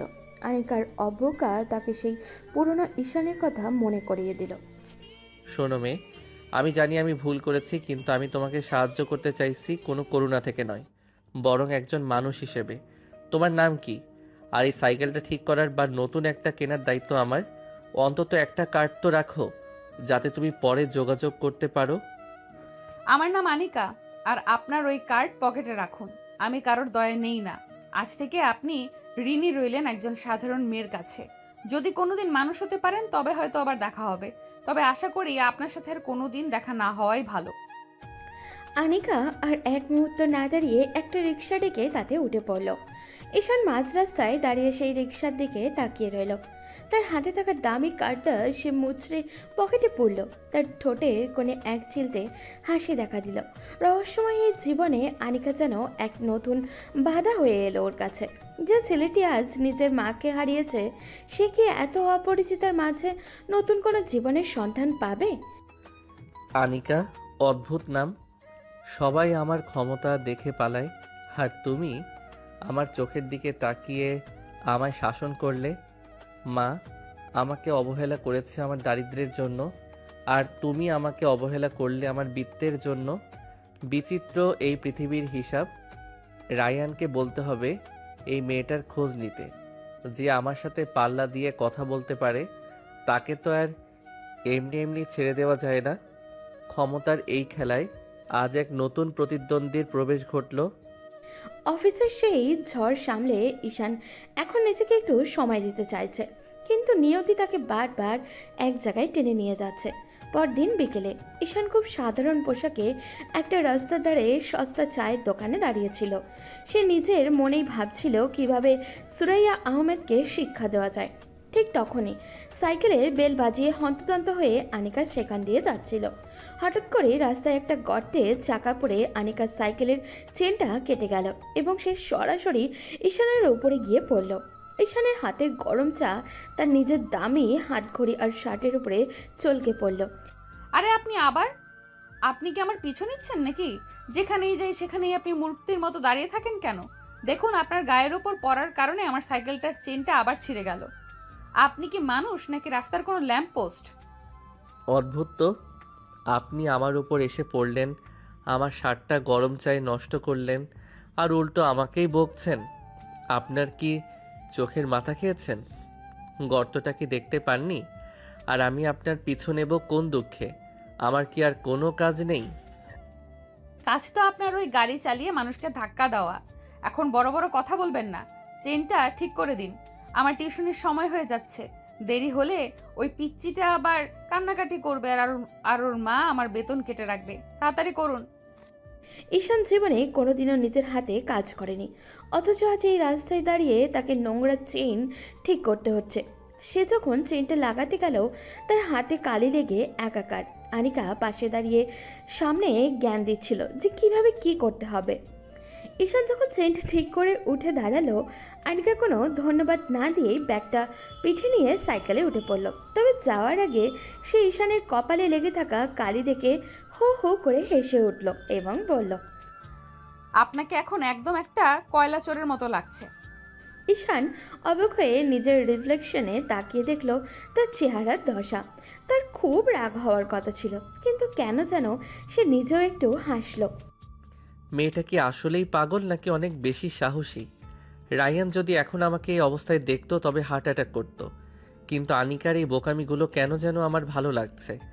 সে জানেই না সে কার সাথে কথা বলছে, এই যে আমাকে কয়লা চোর বলল, এটা শোনার জন্য বোধহয় ভাগ্যের দরকার হয়। কয়েকদিন পর ঈশান তার কোম্পানির একটি চ্যারিটি প্রোগ্রামে গেস্ট হিসেবে গিয়েছে। সেখানে অনেক এতিম বাচ্চাদের খাওয়া দেওয়া হচ্ছে। হঠাৎই সেই ভিড়ের মধ্যে দেখলো আনিকা বাচ্চাদের সাথে বসে সামনে ঝগড়া করছে কে বেশি খাবার পাবে তাই নিয়ে। আনিকা একটা বাচ্চার হাত থেকে লেগ পিস কেড়ে নিয়ে বলছে যে আমি বড়, তাই এটা আমি খাবো। ঈশান দূর থেকে এই দৃশ্য দেখে নিজের হাসি চেপে রাখতে পারল না। সে ধীর পায়ে আনিকার সামনে গিয়ে দাঁড়ালো। ছি, বাচ্চাদের খাবার কেড়ে নিতে লজ্জা করে না আপনার? আপনি কি খুব বেশি কৃপণ নাকি আসলে খুব ক্ষুধার্ত? এই যে ম্যাম, আপনি চাইলে আমি আপনাকে 1 কেজি লেগ পিস কিনে দিতে পারি। বাচ্চাদের সাথে এমন করা কি আপনাকে মানায়? আপনি আবার কেন? আপনি কি এই এতিমখানার পাহারাদার নাকি? আর শুনুন, এটা কেড়ে নেওয়া না, এটাকে বলে অধিকার আদায়। এই বাচ্চাটা আমাকে চ্যালেঞ্জ করেছিল যে আমি নাকি একটা পুরো লেগ পিস খেতে পারবো না, আর টাকা দিয়ে কিনতে হবে না। ফ্রি খাবারের মজাই আলাদা। আপনি কি এখানে শুধু আমার ভুল ধরতে আসেন? যান গিয়ে নিজের গাড়ি পরিষ্কার করুন। আমি এখানে গাড়ি পরিষ্কার করতে আসিনি আনিকা, আমি এসেছি আপনাদের মতো পেটুকদের তদারকি করতে। আপনি যদি জানতেন এই খাবারগুলো কার টাকায় কেনা, তবে হয়তো আপনার গলায় আটকে যেত। তবে আপনার এই বোকামি দেখে আমার মনে হচ্ছে আভিজাত্যের ভোজ সবার চেয়ে আপনার এই কারাকারি অনেক বেশি আসল। আনিকা যখন জানতে পারলো না যে এই পুরো আয়োজনটা ঈশানের, তখন সে আবারও তার সেই পুরনো অ্যাটিটিউড নিয়ে উঠে দাঁড়ালো। সে ঈশানের দিকে আঙুল উঁচিয়ে বলল, আপনি নিজেকে খুব বড় কেউ ভাবেন, তাই না? কিন্তু মনে রাখবেন, মানুষের মনটা বড় হতে হয়। আপনি যদি কোনোদিন আমাদের মতো সাধারণ মানুষের জীবন বুঝতে পারেন, তবেই বুঝবো আপনি আসল মানুষ। ঈশান তখন আনিকার চোখের দিকে স্থিরভাবে তাকিয়ে রইল। তার মনে হলো এই মেয়েটাই হয়তো তাকে সেই হারানো শৈশব আর সাধারণ জীবনের স্বাদ দিতে পারবে। কিন্তু রহস্যের জাল আরও গভীর হচ্ছে। অফিসের ম্যাম সুরাইয়া আহমেদ যখন আনিকার কথা জানতে পারবে, তখন কি হবে? মা, তোমার বুদ্ধির প্রশংসা না করে পারছি না। যে ছেলেকে তুমি একদিন বাড়ি থেকে বের করে দিয়েছিলে, আজ তার ক্ষমতার ভাগ পেতে তুমি মায়ার জাল বিছিয়েছ। তুমি ভেবেছ ইমোশনাল ব্ল্যাকমেল করে আমাকে তোমার ভাইয়ের মেয়ে ইলার সাথে বিয়ে দিবে, এই বিশাল সাম্রাজ্য নিজের দখলে নেবে। তোমার চোখে আজও আমি সেই ছোট্ট ঈশান, যাকে তুমি যা বোঝাতে তাই বুঝতাম। কিন্তু মা, তুমি ভুলে গেছো যে আগুনের উপর দিয়ে তুমি আমাকে হাঁটিয়েছ। সেই আগুনেই আজ তোমার সব ষড়যন্ত্র ছাই হয়ে যাবে। আজ রাতে এই বাড়িতে উৎসব হবে ঠিকই, কিন্তু সেই উৎসবের শেষটা তোমার কল্পনার বাইরে হবে। সুরাইয়া আহমেদ বিশাল বাংলো আজ আলোয় ঝলমল করছে। যদিও তিনি অফিস থেকে বরখাস্ত হয়েছেন, কিন্তু তার আভিজাত্যের দম্ভ কমেনি এখনও। তিনি জানেন ঈশান এখন দেশের সব থেকে ক্ষমতাবান ব্যক্তি, তাই তাকে কাবু করতে তিনি তার ভাই আর ভাইয়ের মেয়ে ইলাকে নিয়ে একটু কুটিল চাল চালেছেন। ইলা উগ্র আধুনিক একটা মেয়ে, যার নজর শুধু ঈশানের সম্পত্তির ওপর। সুরাইয়া আহমেদ ঈশানকে বাড়িতে ডেকে এনে কান্নাকাটি শুরু করলেন। তিনি বললেন যে তিনি তার পাপের প্রায়শ্চিত্ত করতে চান এবং মরার আগে ঈশানকে সংসারে দেখে যেতে চান। ঈশান এক কোণে দাঁড়িয়ে শান্ত মুখে মায়ের এই অভিনয় দেখছিল। বাবা ঈশান, আমি জানি আমি তোর সাথে অনেক অন্যায় করেছি, কিন্তু দেখ ইভা কত ভালো মেয়ে, ও তোকে খুবই পছন্দ করে। তুই যদি ওকে বিয়ে করিস, তবে আমি শান্তিতে মরতে পারবো। তুই কি তোর মায়ের শেষ ইচ্ছেটা পূরণ করবি না? আমি তোর পায়ে ধরছি বাবা, তুই রাজি হয়ে যা। হাই ঈশান, ফুপি যা বলছে তা একদম ঠিক। আমরা একসাথে থাকলে এই বিজনেস আরো বড় হবে। তুমি কেন মানা করছো? আমার মতো স্মার্ট মেয়ে তুমি আর কোথায় পাবে? ঈশান একটা বাঁকা হাসি হাসলো। সে জানতো ইলার বাবা সুরাইয়া আহমেদ মিলে সব প্ল্যান করেছে। ঠিক সেই সময় ডেকোরেশনের কাজের তদারকি করতে এলো এক লোক বাড়ির ভেতরে ঢুকলো।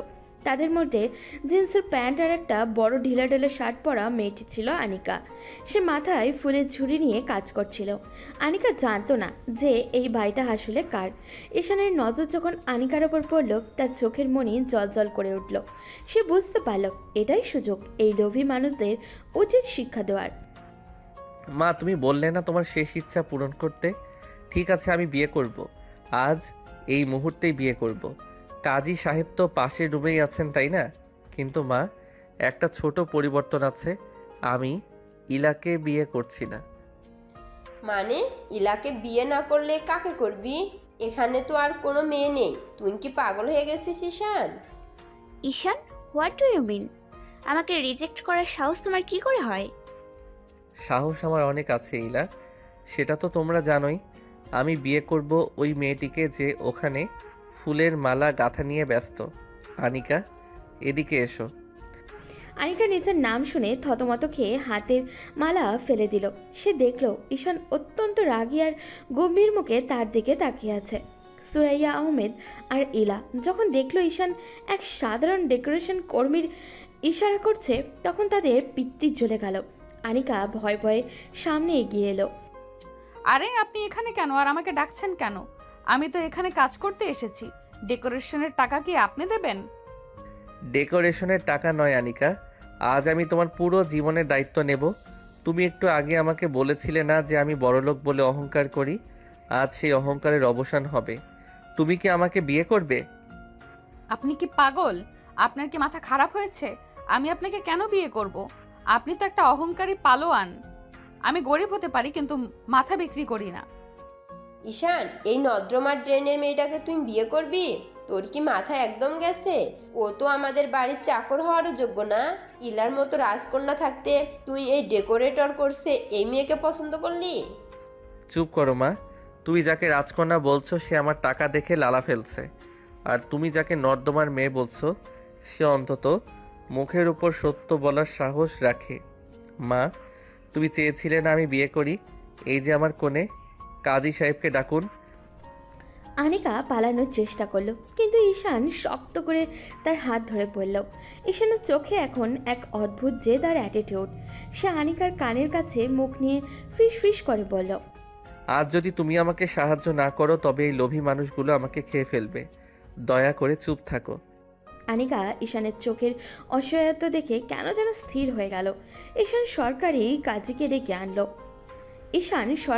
কাজীকে ডেকে আনলো। সুরাইয়া আহমেদ আর তার ভাই রাগে ফুঁসছে, কিন্তু ঈশানের ক্ষমতার সামনে কিছু করার সাহস পাচ্ছে না। ইলা, তোমার সাজানো স্বপ্নটা আজ এই ধুলোবালি মাখা মেয়েটার পায়ের নিচে পিষ্ট হলো। মা, আজ থেকে আনিকা এই বাড়ির আর আমার সব সম্পত্তির মালিক। তুমি চেয়েছিলে ক্ষমতার চাবি, কিন্তু আমি সেই চাবিটা এমন একজনের হাতে দিচ্ছি যে টাকা চেনে না, শুধু মানুষ চেনে। কাজী সাহেব, সই নেওয়া শুরু করুন। পুরো পার্টিতে যেন একটা বোমা ফাটল। সুরাইয়া আহমেদ দেখছিলেন তার সব পরিকল্পনা কিভাবে এক মুহূর্তে ধুলোয় মিশে গেল। আনিকা একদম পুতুলের মতো দাঁড়িয়ে রইল। সে বিশ্বাসই করতে পারছে না তার সাথে কি হচ্ছে। ঈশান সবার সামনে আনিকার মাথায় নিজের রুমালটা দিয়ে ঘোমটা টেনে দিল। তার এই কাজ দেখে ইলা চিৎকার করে কান্না শুরু করলো, আর সুরাইয়া আহমেদ সোফায় বসে পড়লেন। ঈশানের এই বিস্ফোরণ পুরো শহরে আলোচনার কেন্দ্রবিন্দু হয়ে দাঁড়ালো। আজ থেকে এই অফিসের ম্যামের অবহেলিত ছেলেটি আর একা নয়। মা, তুমি চেয়েছিলে আমার বিয়ে দিতে, আমি তোমার কথা রাখলাম। তবে পুত্রবধূ হিসেবে যাকে আনলে তাকে সহ্য করার ক্ষমতা তোমার আছে তো? আনিকা, চলো, আজ থেকে এই রাজপ্রাসাদ তোমার। দেখি কার কত বড় সাহস আমার স্ত্রীর দিকে আঙুল তোলে। মা, তুমি আর তোমার ভাই মিলে যে বিষাক্ত চালটা চেলেছিলে সেটা আজ তোমার গলার ফাঁস হয়ে গেল।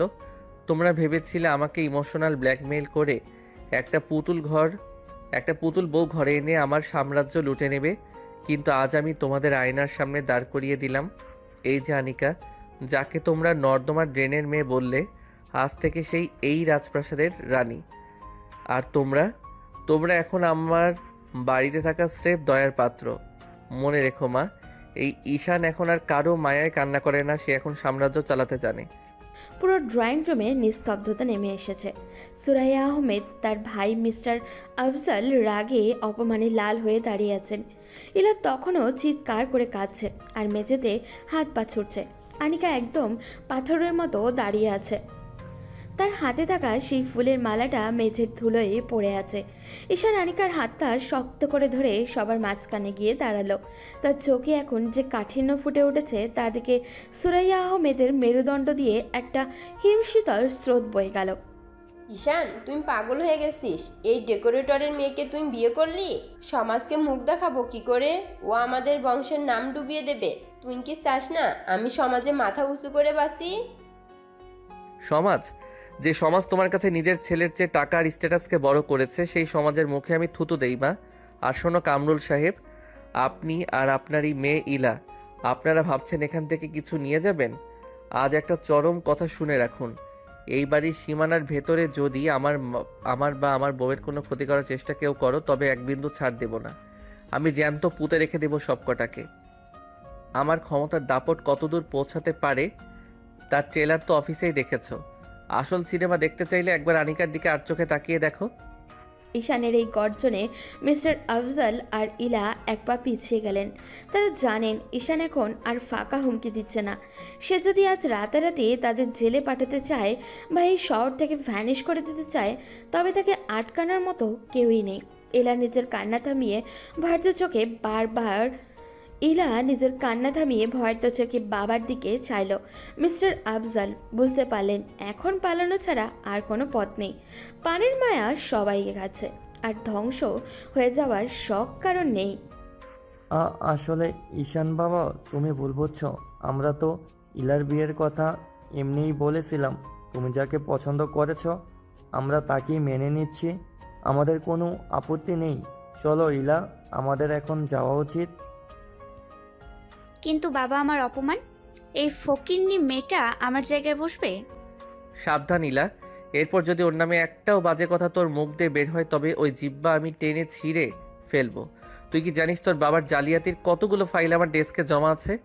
এখন এই মুহূর্তে এখান থেকে চলে যা, নয়তো সকালের সূর্যটা তোরা জেলের গারদ থেকে দেখবি। Get out.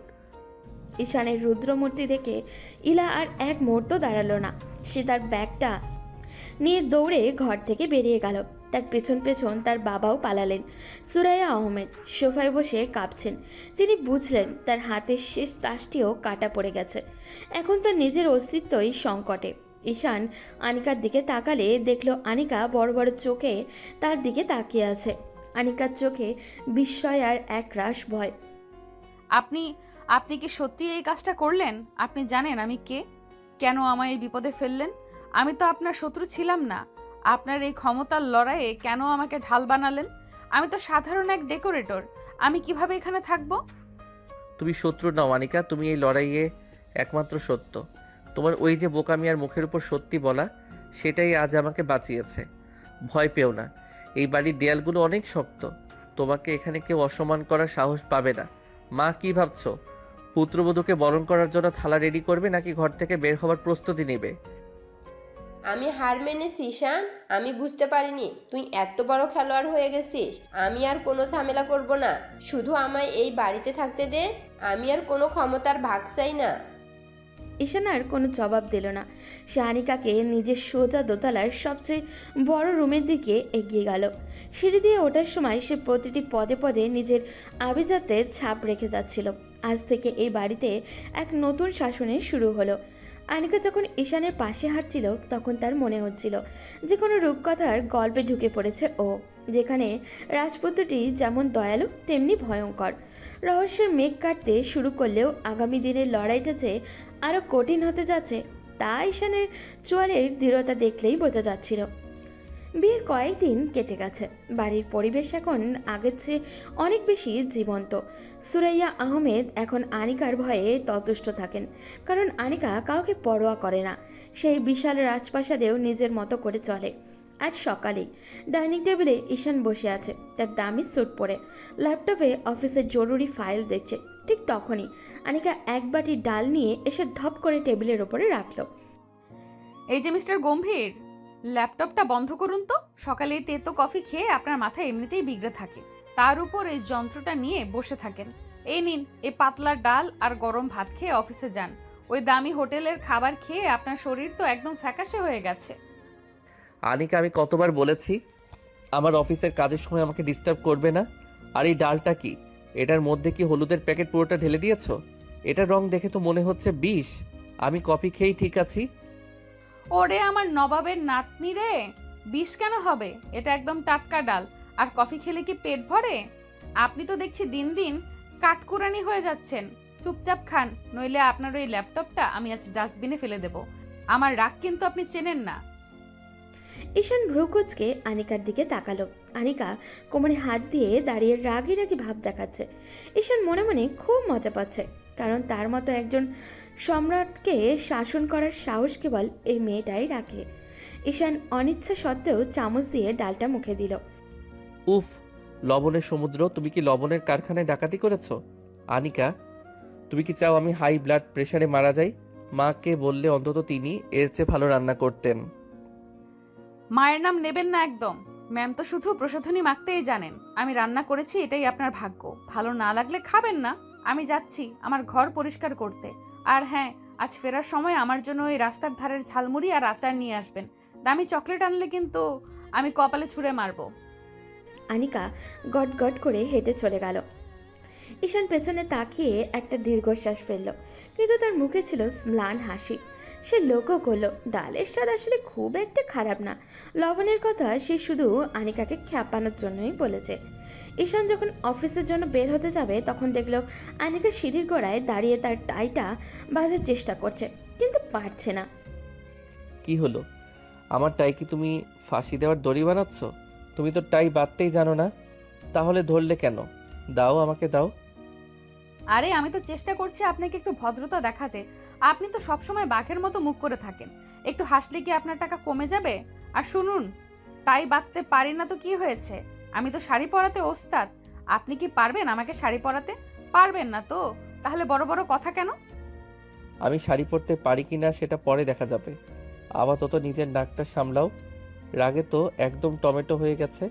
আর শোনো, সন্ধ্যায় দেরি হতে পারে, সাবধানে থেকো। সুরাইয়া ম্যাম যেন তোমাকে কোনো কুবুদ্ধি না দেয়।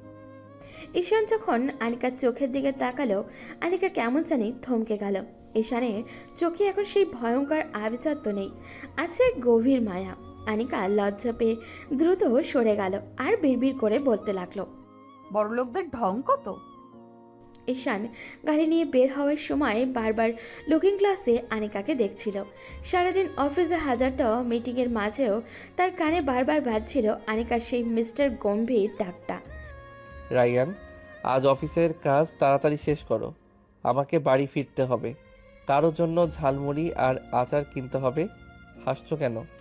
পৃথিবীর সব ক্ষমতা একদিকে আর ওই জেদি মেয়েটার হাসি আরেকদিকে। আমি আজ ক্ষমতার রাজা নই রায়ান, আমি আজ এক সাধারণ মানুষের মায়ায় বন্দি হওয়া এক প্রেমিক। অফিসের সেই রুদ্ধশ্বাস দিনগুলোর পর ঈশানের জীবনে এই মিষ্টি ঝগড়াগুলো যেন বৃষ্টির মতো নেমে এসেছে। সে প্রতিদিন আনিকার সাথে হারাতে ভালোবাসে, কারণ এই পরাজয়ই তাকে সব থেকে বেশি সুখ দেয়। তবে রহস্যের মেঘ পুরোপুরি কাটেনি। সুরাইয়া আহমেদ আড়ালে বসে অন্য কোনো ফোন দিয়ে আটছেন কিনা সেটা সময়ই বলে দেবে। কয়েক মাস কেটে গিয়েছে। স্কাইলাইন গ্রুপের সেই ভয়ঙ্কর দিনগুলো এখন কেবল স্মৃতি। অফিসের পরিবেশ এখন বদলে গেছে। সুরাইয়া আহমেদ এখন আর ম্যাম সাজে হুমকি দেন না, বরং তিনি এখন ঘরের কোণে বসে নিজের ভুলগুলো নিয়ে ভাবেন। আনিকা তাকে মা হিসাবে শ্রদ্ধা করতে শুরু করেছে, যা সুরাইয়ার কঠিন মনটাকে ধীরে ধীরে গড়িয়ে দিয়েছে। আজ সন্ধ্যায় ঈশানের বিশাল বাড়ির বাগানে একটা ছোটোখাটো অনুষ্ঠানের আয়োজন করা হয়েছে। কোনো দামি গেস্ট নেই, বরং অফিসের নিচু পদের কর্মচারী এবং এতিম বাচ্চাদের নিয়ে এই আনন্দ আয়োজন।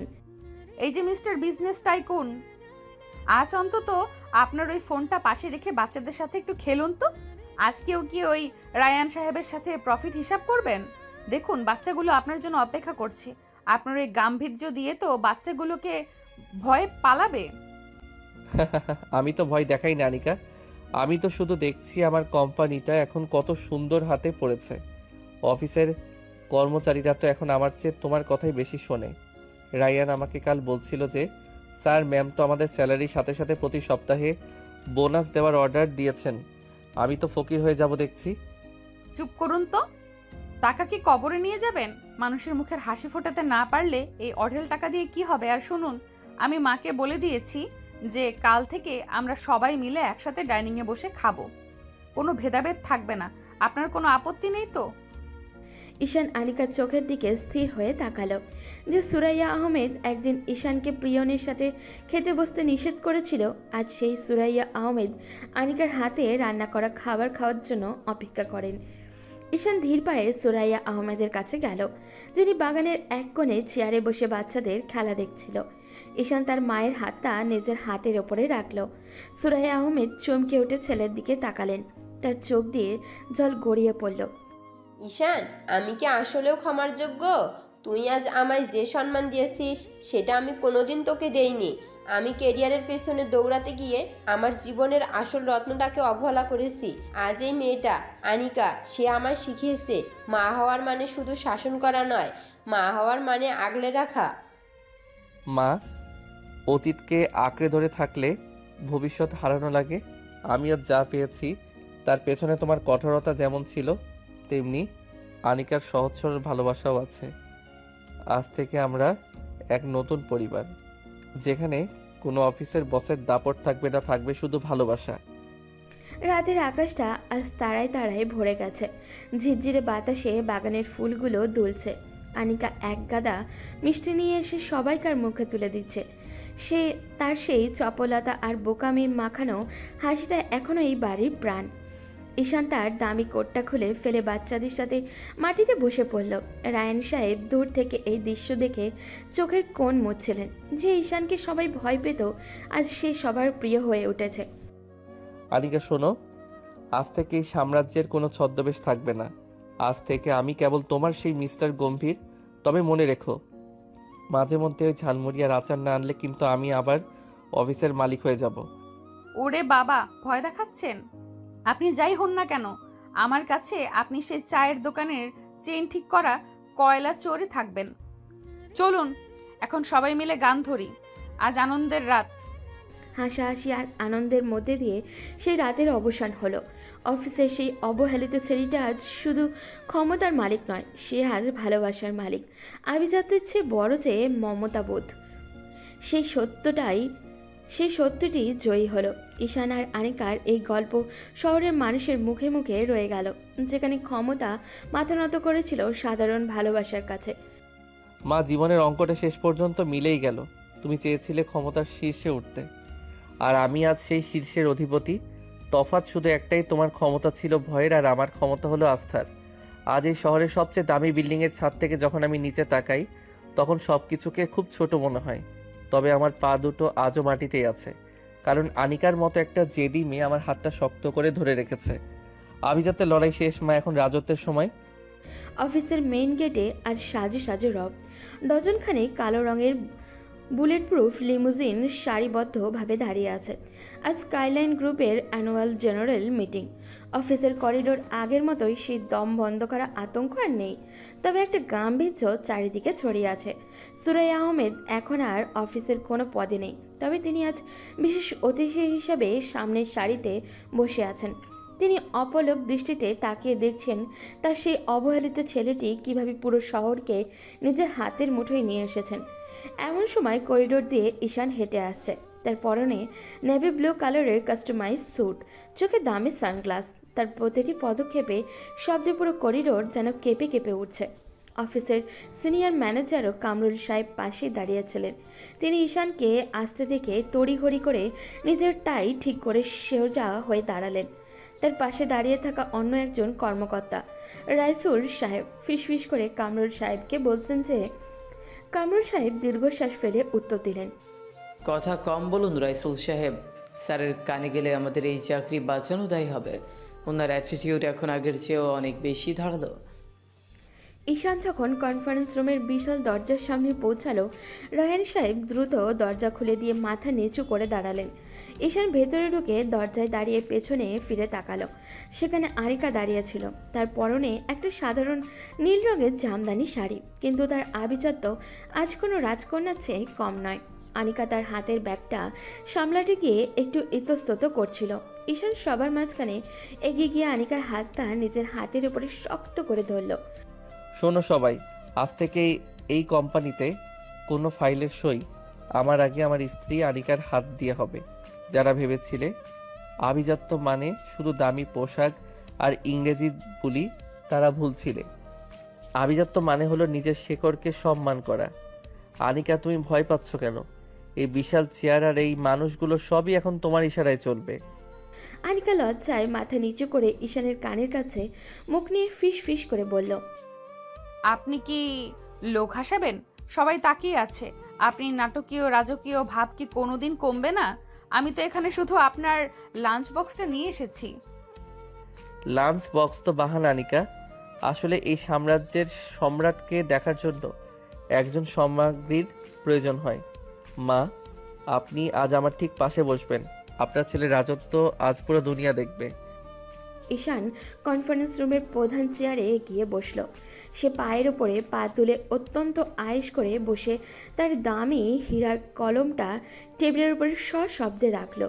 পুরো রুমের বাঘা বাঘা ব্যবসায়ী যখন ভয়ে সোজা হয়ে দাঁড়িয়ে আছে, ঈশান তার সানগ্লাসটা খুলে টেবিলের উপরে রেখে চারিদিকে একবার চোখ বুলালো। তার সেই তীক্ষ্ণ আর শীতল চাহনি বলে দিচ্ছিল যে এই সিংহাসন সে কারোর করুণায় পায়নি, নিজের যোগ্যতায় লড়াই করে কেড়ে নিয়েছে। আজকের মিটিং শুরু করার আগে একটা কথা পরিষ্কার করে দেই। আমি যখন সাধারণ ছিলাম তখন আমাকে দয়া করার কেউ ছিল না। এখন যখন আমি অসাধারণ, তখন আমার দয়া পাওয়ার জন্য লাইনে দাঁড়ানোর প্রয়োজন নেই। শুধু সততা নিয়ে কাজ করো, তবেই এই সাম্রাজ্যে টিকে থাকতে পারবে। আর যদি কেউ আগেকার মতো অহংকার বা বাঁকা পথে হাঁটার চেষ্টা করো, তবে মনে রাখবে এই ঈশান যেমন ভালোবাসতে জানে, তেমনি জ্যান্ত পুঁতে ফেলতেও জানে। পুরো রুমে পিনপতন নীরবতা নেমে এলো। সুরাইয়া আহমেদ গর্বিত চোখে নিজের ছেলের দিকে তাকিয়ে রইলেন। তিনি ভাবছেন যে একদিন যাকে তিনি সস্তা কাপড় পরার জন্য বকা দিতেন, আজ তার পরনের স্যুটের দাম দিয়ে একটি আস্ত ফ্ল্যাট কেনা সম্ভব। আনিকা এক কোণে বসে ঈশানের এই দাপট দেখছিল আর মনে মনে হাসছিল। সে জানে বাইরে এই মানুষটা যতটা ভয়ঙ্কর গম্ভীর, তার কাছে সে ততটাই নরম। ঈশান ল্যাপটপটা অন করে প্রেজেন্টেশন শুরু করার আগে আনিকার দিকে তাকিয়ে খুব সূক্ষ্মভাবে একটা হাসি দিল। রহস্যের সেই কালো মেঘ কেটে গেছে। এখন শুরু হলো ঈশানের আধিপত্যের যুগ। Let's start the business Ryan. আজকের পর থেকে এই শহরের নাম শুনলেই যেন স্কাইলাইন গ্রুপের নাম সবার আগে আসে। কারণ এই সাম্রাজ্যের মালিক হলো সেই ঈশান যে আজ ছদ্মবেশ ছেড়ে নিজের আসল রাজত্ব বুঝে নিয়েছে। অফিসের করিডোর থেকে শুরু করে কনফারেন্স রুম, সবখানে আজ ঈশানের জয় জয়কার। অবহেলা আর অপমানের ছাই থেকে জন্ম নেওয়া এক যোদ্ধার মতো ঈশান আজ বিজয়ী। আভিজাত্য আর অহংকারের লড়াইয়ে শেষ পর্যন্ত জয় হলো সত্যের। ঈশান আর আনিকার এই রাজকীয় গল্পটি শহরের মানুষের মুখে মুখে থেকে গেল এক অমর উপাখ্যানে হিসেবে।